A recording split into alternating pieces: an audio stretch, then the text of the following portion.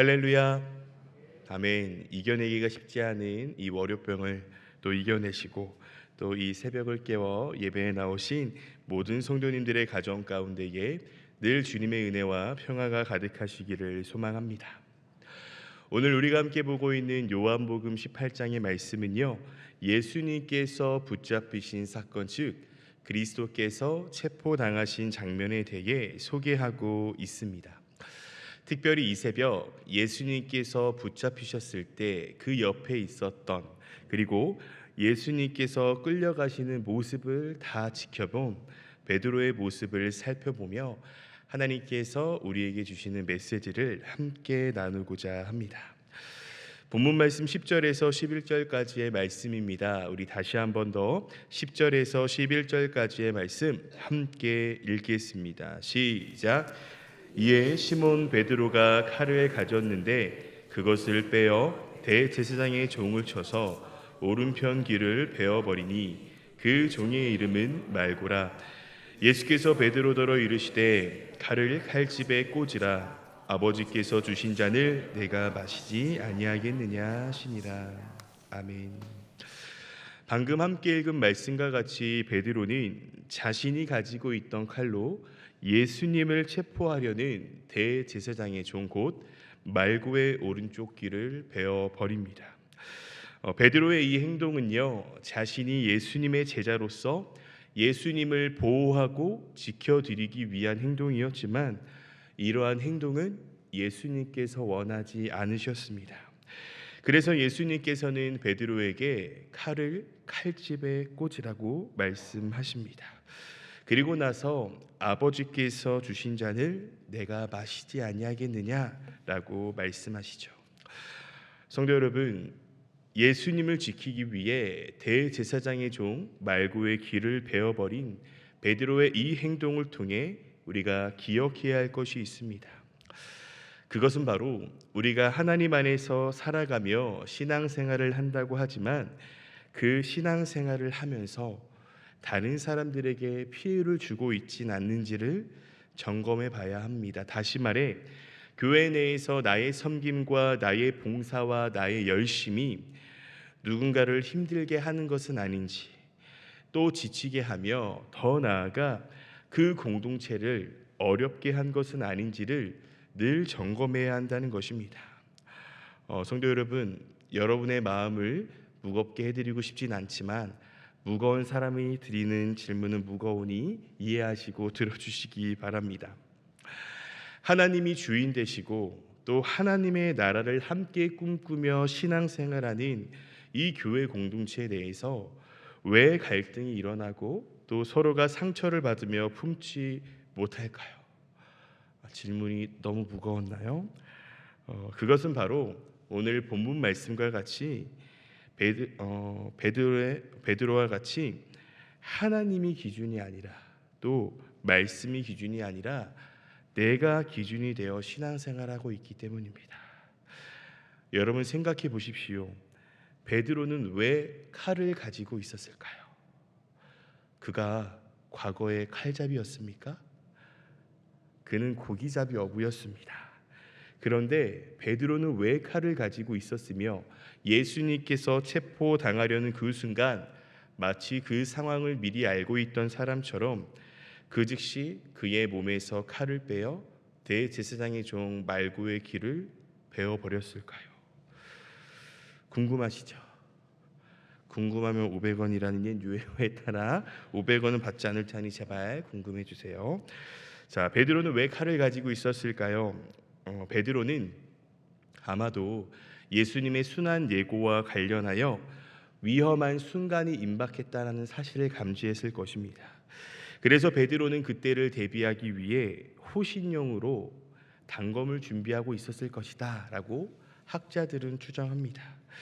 그리고 베드로가 예상한 대로 예수님이 체포되려는 그 순간 베드로는 예수님의 뜻과는 무관하게 과인 충성심을 발휘했던 것이죠. 즉 베드로는 주님이 아닌 나 자신이 기준이 되어 행동했던 것입니다. 그래서 예수님은 그 즉시 베드로에게 책망과도 같은 말씀을 하신 것입니다.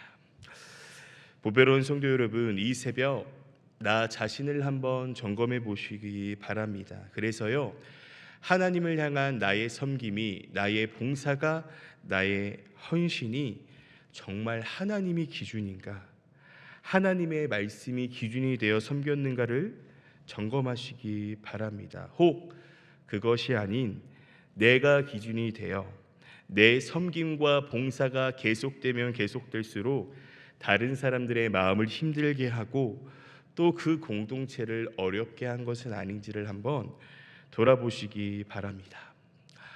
제가 이러한 이야기를 하면요, 또 이렇게 생각하시는 분이 계실 수 있어요.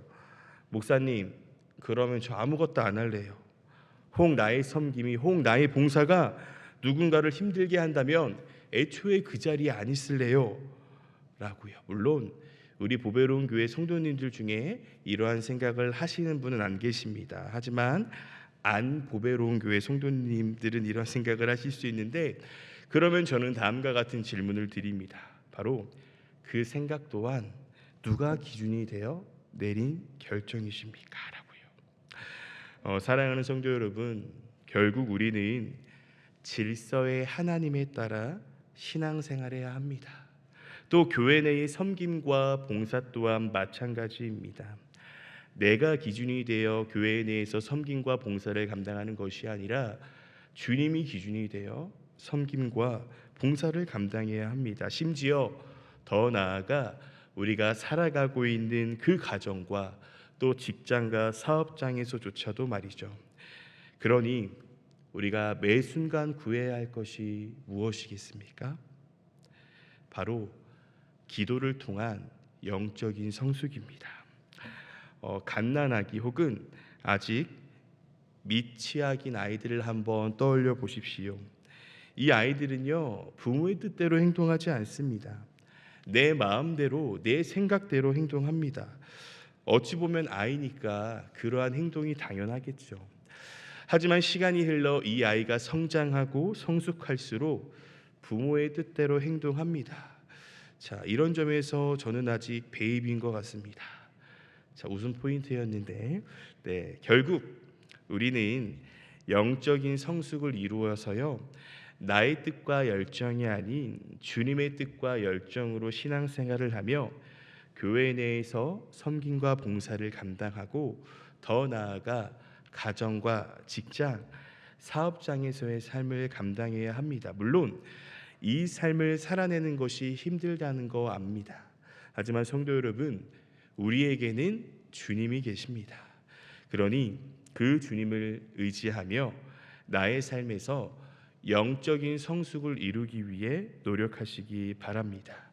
그래서요, 내가 속한 공동체를 내가 무너뜨리는 자가 아닌 내가 속한 공동체를 주님 안에서 살려내는 우리 귀한 성도님들이 되시기를 소망합니다. 다음으로 살펴볼 베드로의 모습은요, 우리가 너무나 잘 알고 있는 모습인데요, 우리 본문 말씀 25절에서 27절까지의 말씀입니다. 우리 본문 말씀 25절에서 27절까지의 말씀 다시 한 번 더 함께 읽겠습니다. 시작. 시몬 베드로가 서서 불을 쬐더니 사람들이 묻되 너도 그 제자 중 하나가 아니냐? 베드로가 부인하여 이르되 나는 아니라 하니, 대제사장의 종 하나는 베드로에게 귀를 잘린 사람의 친척이라. 이르되 네가 그 사람과 함께 동산에 있는 것을 내가 보지 아니하였느냐? 이에 베드로가 또 부인하니 곧 닭이 울더라. 아멘. 성도 여러분, 베드로의 별명이 무엇이었습니까? 제자 중에 제자, 수제자입니다. 그는요, 마태복음 16장 16절에 기록하고 있듯이 주는 그리스도시요 살아계신 하나님의 아들입니다 라는 엄청난 신앙 고백을 했던 인물입니다. 그런데 이러한 위대한 고백을 했던 베드로는요, 예수님이 말씀하신 것 같이 무려 3번씩 예수님을 모른다 부인하게 됩니다. 그렇다면 베드로는 제자 중에 제자, 수제자였고 주는 그리스도시요 살아계신 하나님의 아들이십니다 라는 위대한 고백을 했던 인물임에도 불구하고 예수님을 부인했던 이유는 무엇일까요? 그것은 바로 두려움 때문이었습니다. 베드로는 예수님처럼 자신도 체포되어 신문을 받고 처형을 당할까 봐 크게 두려워했던 것입니다. 사실 베드로는요, 예수님이 잡히시기 전에 누가복음 23장 33절 말씀에 기록하고 있듯이 주님, 나는 감옥에도 죽는 자리에도 주님과 함께 갈 각오가 되어 있습니다 라고 고백했습니다. 하지만 베드로는 자신의 눈앞에서 예수님께서 체포당하시고 또 잡혀가시자 예수님을 한 번이 아닌 무려 3번 완전한 부인을 하게 됩니다. 왜요? 두려웠기 때문에요.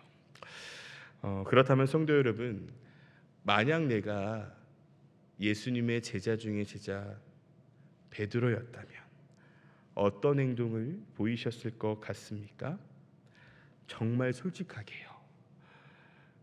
만약 내가 베드로였다면 지금 내 눈앞에서 예수님께서 잡혀가시고 또 사람들이 나에게 야, 너 예수님의 제자 아니냐? 라는 질문에 어떻게 답변하시겠습니까? 자, 마음속으로 한번 답해 보십시오. 목사님, 저는 성경인물 에스더와 같이 죽으면 죽으리라는 고백을 하며 예수님의 제자임을 밝히겠습니다 라는 분 계신가요? 아니면 베드로와 동일하게 예수님을 부인하시겠습니까? 부끄러운 고백을 하자면 저는 3번이 아닌 한 30번 정도는 부인했을 것 같습니다. 네? 누가요? 제가요? 예수님의 제자요? 그럴 리가요. 사람 잘못 보셨어요 등 할 수 있는 한 최선을 다해 예수님을 부인하지 않았을까 싶습니다. 그래요, 우리 성도님들의 눈빛을 보니 저처럼 30번까지는 안 계신 것 같아요. 성도 여러분, 결국 제가 이 새벽 죽음이 두려워 예수님을 3번이나 부인했던 이 베드로의 모습을 통해 나누고 싶은 메시지는요, 베드로는 예수님을 3번이나 부인했지만 그럼에도 불구하고 베드로는 계속해서 예수님을 따랐다는 것입니다. 생각해 보십시오. 사람이라면요, 자신이 불편한 자리 안 가고 싶어 합니다. 또 그 자리에 갈 때마다 의심을 받고 공격을 당한다면 더욱더 말이죠. 하지만 베드로는 그럼에도 불구하고 계속해서 예수님을 따라다닙니다. 다른 제자들은 다 뿔뿔이 흩어졌어요. 베드로는 자신이 의심을 받고 공경에 처한다 하더라도 끝까지 예수님을 따라갑니다. 자, 계속해서 말씀드리지만 일반적인 사람이라면 자신이 불편한 자리 피합니다. 안 가요. 하지만 베드로는 계속해서 예수님을 따라갑니다. 그리고 더 나아가 베드로는요, 가룟 유다와는 다르게 자신의 삶을 스스로 포기하지 않았습니다. 그렇기 때문에 부활하신 예수님을 다시금 만나 사람을 낚는 어부로서의 사명까지도 회복하며 그 사명을 감당할 수 있게 된 것입니다. 보배로운 성도 여러분, 저는 우리 성도님들께서 늘 은혜 충만, 감사 충만, 또 성령 충만한 삶을 사셨으면 좋겠습니다. 하지만 때로는 내 삶에 찾아오는 두려움의 문제 앞에 그동안 하나님이 나에게 부어주셨던 그 은혜와 감사를 잊어버리고 더 나아가 주님, 대체 나에게 그러실 수 있습니까? 내가 주님을 섬길 때 열심 중에 열심, 특심으로 섬겼는데 어떻게 나에게 이런 어려움을 주십니까? 라고 원망할 수 있습니다. 성도 여러분, 그때 때로는 주님을 원망도 하십시오. 두려워도 하십시오. 대체 나에게 왜 그러십니까? 라고 하소연도 하십시오. 하지만 그럼에도 불구하고 베드로와 같이 끝까지 예수님을 따라가시기 바랍니다. 다시 말해 우리의 삶을 포함한 그 믿음의 삶을 포기하지 마시기 바랍니다. 그러면 분명 주님께서는 주님의 때에 우리를 다시금 만나 주시며 우리의 사명을 회복시켜 주실 것입니다. 성도 여러분, 주님은요, 실수한 자, 실패한 자, 두려워하는 자, 낙담한 자는 들어쓰시지만 포기한 자는 들어쓰시지 않습니다. 그러니 내 삶에 찾아온 어떠한 두려움으로 인해 삶이 막막할 수 있고 좌절할 수 있고 또 실수하고 실패할 수 있지만 하나님을 향한 그 믿음의 삶을 포기하지 마시고 나의 연약함을 주님께 온전히 고백하며 매일의 삶을 꿋꿋이 살아내시기 바랍니다. 그러면 주님께서는 분명 주님의 때에 우리에게 찾아와 다시금 새 힘을 주시며 나를 통해 이루고자 하시는 주님의 사역을 이루어 가실 것입니다. 사랑하는 성도 여러분, 말씀을 정리하겠습니다. 이 새벽 예수님께서 잡히셨을 때 함께 그 자리에 있었고 또 예수님이 끌려갔었을 때의 모습을 바라보며 행동했던 베드로의 모습을 살펴보며 말씀을 나누었습니다. 여러분, 어찌 보면 오늘날 우리가 베드로는 아니었을까요?